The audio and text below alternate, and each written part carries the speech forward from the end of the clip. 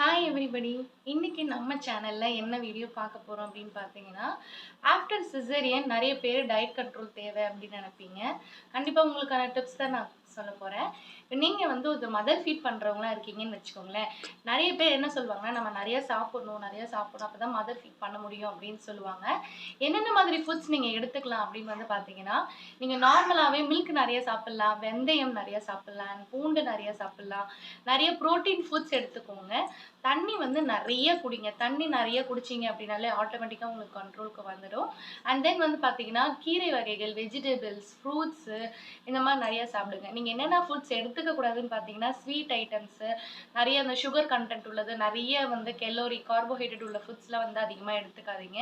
முடிஞ்ச அளவுக்கு நிறைய இந்த நியூட்ரிஷன்ஸ் ஃபுட்ஸ் நமக்கு இருந்தாலே ஆட்டோமேட்டிக்கா நம்மளால மதர் ஃபீடும் பண்ண முடியும். பிளஸ் நம்மளோட வெயிட்டையும் கொஞ்சம் கண்ட்ரோல்ல வச்சுக்க முடியும். அதுக்கப்புறமா நம்ம எக்ஸர்சைஸு அந்த மாதிரி நம்ம பண்ணி நம்ம வெயிட்டை நம்ம குறைச்சிக்க முடியும். நான் இன்னும் நிறைய டிப்ஸ் உங்களுக்கு நான் சொல்றேன். நெக்ஸ்ட் திங் வந்து பார்த்தீங்கன்னா, நார்மலாவே ஒரு வாக்கிங் பண்ணுங்க. அதுவே ரொம்ப பெஸ்ட்டா இருக்கும்.